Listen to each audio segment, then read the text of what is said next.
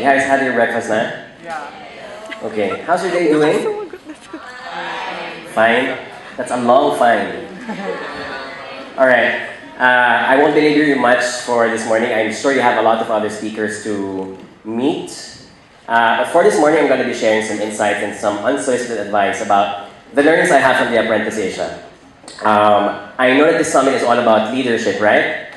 I assume everyone here has a leadership role, Yes. right? And if not, it's never too late to become a leader in your own right. Is that right? Yes. What's the average age in this hall? By the way, 17 to 20. 17. 17. 16. Who's 18? Who's 19? Oh, it looks like 19 is the average age. 20. Thank you. Lahat ini-install sa stage, ha? Alright. 21? You're the eldest siguro. Okay, but 17, wow. Feels like I was just 17 yesterday. Alright. So, I'm just going to share, it's called From Grit to Great, Lessons on Leadership about the Apprentice Asia. And it's really more on sharing what I think the youth is today and how I wish the youth can be further.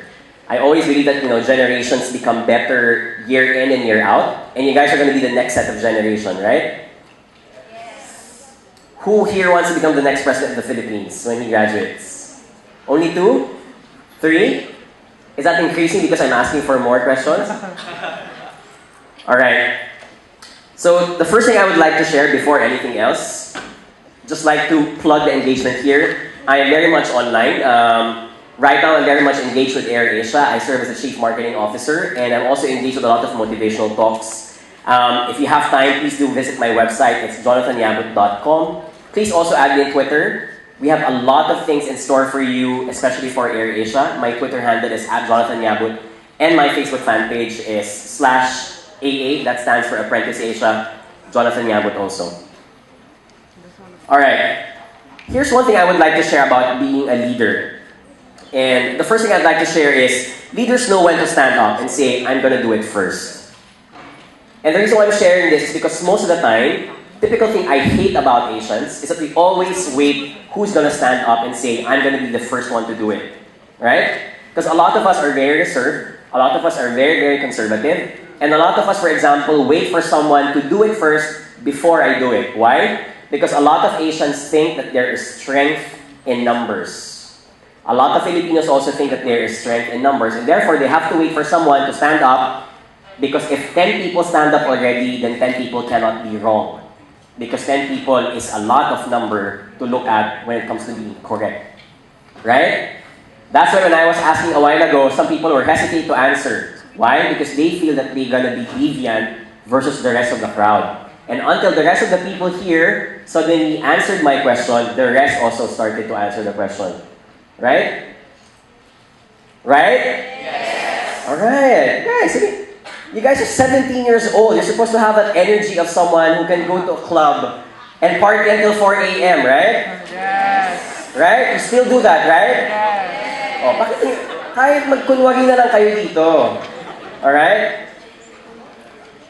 So I'm gonna do it first. I'll give you one example. This is what we're doing right now. We're doing a campaign in AirAsia in the Philippines in light of the Typhoon Yolanda. We call it the Philippines with Love. What we're doing right now, and I'm also calling for invitations and your help here, is we are accepting donations. You just need to go to the airport in Terminal 4, where AirAsia actually flies to. Drop off all your donations, put them in boxes, and we will ship them for free. Alright? And you might ask me, of course you can ship it for free, right? It's not easy. If you're putting 2 tons of cargo, of sacks of rice, etc., that's a lot of fuel cost for us. But we're doing it for free because we think it's the right thing to do. The same thing, if you know any NGO volunteer out there, registered volunteers under the Philippine government or the National Disaster Council, please do share the information with them because we are offering free seats, 100% for free. They can be flown into Tacloban, Cebu, Aklan, Tagbilaran as well, and all these places where AirAsia flies to. Just so you know, we're no longer flying in Clark. We are flying from Manila, the old domestic terminal. So it's not going to be a 2-hour painful bus ride for you to be able to ship your goods. Who here has taken an AirAsia flight, by the way? In Clark? In Manila? Alright, so that's where we fly right now. These are the contact details if you need to share the information. Please do, because we need all the help. Right now, are you guys listening to AM radio? Yes. AM radio ha, hindi Chico de la Mar Morning Rush. In AM radio, for example, this morning when I was on my way here, it's very sad because people are trying, not yet to the point of eating themselves, alright? But they're trying to really loot goods from each other's houses. Alright? They're starting to eat rats. They're starting to eat pigs that have been put into the soil because they've been killed by the landslide, etc. That's how it's really bad right now there. So, be conscious of the times of today. And that's why when AirAsia found out about this, and this is where I want to go back about leadership, it's a time wherein we knew that we are going to be incurring a lot of losses and a lot of, free work if we're going to be doing all these kinds of things. Free seats, free shipping, and all these things. But we felt it was the right thing to do. Until now, the other airlines aren't doing much. Obviously, they're shipping a lot of goods. But we feel that the best thing to do, for example, is to stand up and say, hey, we're going to be the first one to, fly people who need to go to Tacloban. We're going to be the first people to fly who need to go to Aklan, for example. And that's what leadership is all about. You're not afraid of what others will think of you, and you're not afraid of what you think will happen to you if you're the first one to do it. Alright? The thing about the youth these days, which I hate, alright, and I'm also a victim of this because I also think this way, is before we do something, we often rationalize what other people will think about us. Why? Because we're in a generation wherein there is such a term called selfie, for example. Alright? I hate that word, because that word is not just about taking a picture of yourselves. A selfie is a word that emanates that we all think we're too important. The rest of the world needs to know so much about us. That every toothpaste or toothbrush that we do in front of the mirror, people have to know what it is. Every food that we eat, especially in good restaurants where there's good plating, we have to take a picture of it and we have to post it on Instagram or Twitter. Alright? That is your selfie generation these days. And that for me is what I think what's stopping a lot of people from becoming good leaders. Because they're very much into defending the oppression of other people for themselves before they even make that action. So think about it, because I'm telling you, when you turn 28 like me, or 30 or 31, believe me, it's not going to be about that anymore. I'm not saying that you should not enjoy your youth and lavish with all the energy and the beauty that you will have. But what I'm saying is there are times wherein you have to ground yourself exactly where you should position. And becoming a leader starts with not, forgetting about what other people think of you. It's so simple.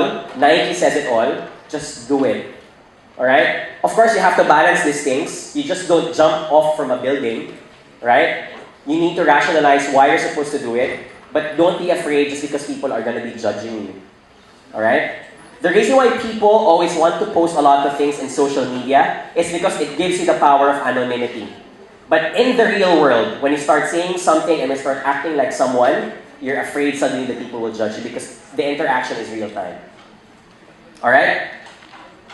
The second thing I would like to share, leaders know when to stand back and make leaders out of them. Alright? You guys are familiar with a lot of theories about leadership, right? Leadership about authoritarian leadership, for example. These are leaders who cast authority out of fear. Right? And I hate this. This is very prevalent in the government bureaucracy, for example. People who impose that they have to do these things because otherwise they can get fired, they won't be able to get promoted, etc. But do you think this is the right way to lead other people? And obviously the answer is very simple. It's out there. And the answer is no. Because when you become the leader, it's not all about you. And I'm going back again to that selfie generation thing that we're having right now. Being a leader doesn't mean that you have to be the limelight. And one thing that I would like to share probably as an example is, when I was working before for GlaxoSmithKline, I was in my third year, and I was asking my boss, when is she going to be promoting me? And by the day that it came, that I was about to get promoted, I didn't get promoted. I was expecting there was going to be an announcement over email that I was going to be one of those people who's going to be promoted in the company. And I told her, why didn't you promote me? You asked me 3 things that you want me to do. Letter A, letter B, letter C. I did it brilliantly. I delivered you the goods, I made my sales, etc., all these things. But why didn't you promote me? And by that time, I had two people under me, two people who were reporting to me and helping me out with my job as a marketer. And she told me, you're brilliant, you're really good, but the thing is, you never take care of your own people because you think it's all about you.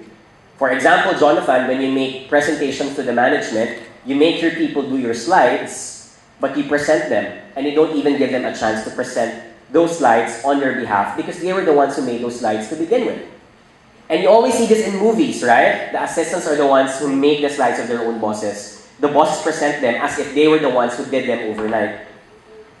A great leader is someone who stands back and says, it's not about me, it's about the people that I'm working with or who are working with me.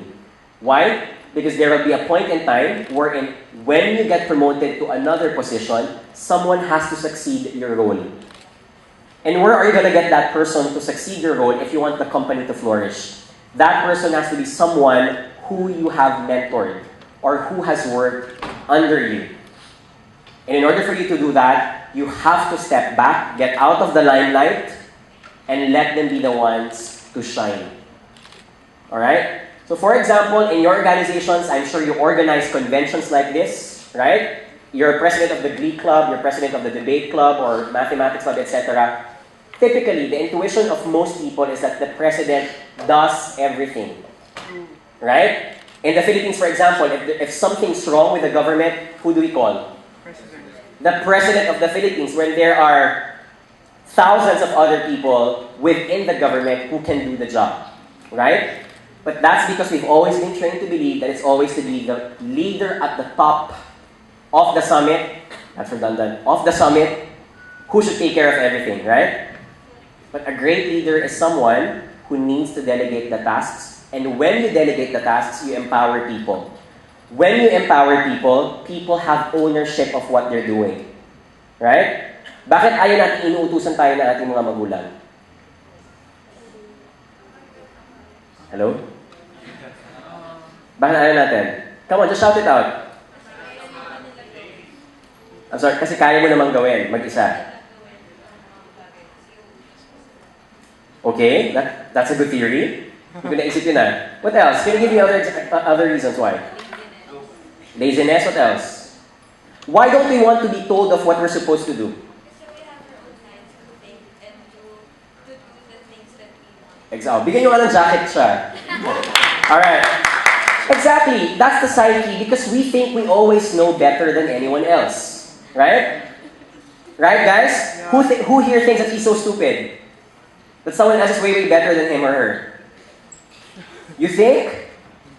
Okay, I think you should improve on that mentality about yourself. I think we all can be better about ourselves. But what I'm trying to say here, guys, is that kind of mentality is the same reason at work.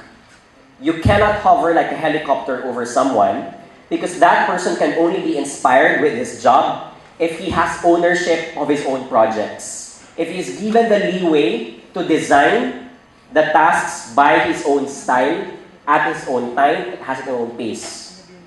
For example, kaya ayaw gusto ng mga magulang natin is because we think they don't know much about ourselves, right? They don't know our time, they don't know much about our hobbies. Not just our parents, but anyone else, right? And that's the same thing at work. That's why leadership is not all about taking the limelight. Leadership is all about, I'm gonna stand back, I'm gonna let my own people be the one to decide what they think is best for the company, but I'm gonna be here to shadow them and let them know that I'm here for their own guidance. But I'm not gonna dictate what they're supposed to do. Because if I keep on dictating, they're gonna be robots. And it's going to be a chicken and egg problem wherein kaya hindi sila magaling because they don't know how to do things better. They don't know how to do things better because they didn't get trained to do those things on their own. Alright? It's not rocket science, guys. You know these things. I'm just here to remind you why these things are important. The last thing I would like to share is leadership is pullership. It's not pushership. And when I say pushership, again, going back to my argument a while ago, leaders are not there to tell people what they're supposed to do. Leaders are there to become the cheerleaders of their own team. My style of leadership, for example, is whenever I ask someone to do a certain task. For example, we want to post something on Facebook or Twitter for AirAsia. We want to announce that we're going to be giving away 200,000 free seats, for example, to all domestic destinations or international destinations. I just don't tell my people and say, can you please design this and have the agency do an artwork or visual about all these things, blah, blah, blah. I don't necessarily tell it that way, but the way I approach her and I say, how do you think should we be able to create this campaign? Can you give me your thoughts or your suggestions how to get more people and their attention to buy our seats, for example, for AirAsia? That way, when you make people aware that you're getting their ideas and you're consulting them based on their feedback, it gives them an impression that their opinions are important, even if they report to you. And when that happens, yes, I'm seeing that for the past 2 minutes. And when that happens, guys, they'll be more inspired and they will have more opportunity to do beyond what you're supposed to ask them. Why? Because they think they're in control. And at the end of the day, life is all about wanting to be in control of your life. And life is all about wanting to be in control of the things you want to say and the things you want to do. Just to be a pun for the Liberal Leader Summit, I mean, that's the reason why, from the word liberal, when you're given that liberty, when you're given that freedom to do things the way you want it to be, that's when innovation happens as well. Because people know that there are no limits, there are no restrictions of how things can be done. In the Apprentice Asia, for example, I'll give you one last thing before I end my speech. When we were in the final 2 episode, kami na lang dalawa ni Andrea, the rest of the contestants were actually still inside the house because they were there to support us for the finale episode, for the finale ballroom task. And I remember that day, I was drinking coffee. We were supposed to be taken already to the venue. And then Alex, one of the final 4 finalists, dragged me to the kitchen and told me, I don't really think that you deserve to be in the final 2. And he said that, and I told him why. And he told me, I think you never stood out and volunteered to become as a project manager as often as we would have wanted you to be. Andrea, Sam, and I, he said, volunteered to be project managers twice. But you only volunteered to be a project manager once, and you also became the project manager only in the 6th episode. Andrea, Alex, and Sam, for example, became project managers by the 2nd or 3rd episodes already. And I told him, fine, that's my style. Because my style is I wanted to find out first what are the characteristics of people before I start leading them. And obviously, because it was a game show, I was trying to find a way not to ruffle feathers with people. But I told him, in times wherein you don't need to become a leader, you can still act as one. So for example, whenever I'm not the project manager, I always make sure I'm the right man guy of the project manager. I'm there to support him, and I'm there to support the people who are supporting the project manager as well. A lot of us have that tendency to believe that when we are the leaders, we are the limelight. We are the star of the night. Alright? Sometimes it's good to be the unsung hero because when you play that role and someone else becomes the leader, it creates that synergy for you guys to win the competition or to accomplish the task. So I guess, just to conclude at the end of the day, leadership when it comes to pullership and not pushership at all is what we need in today's times. In today's times when a lot of youth today think that it's all about themselves, it's time to step back and try to reconcile that there are other people who are out there that can probably do a better job than you do, or who's more passionate than you are. Stand back and give that place for them and find their own niche. Because at the end of the day, you can't be everything for everyone. If you have any questions, I'm very, very much happy to answer them, and thank you for listening.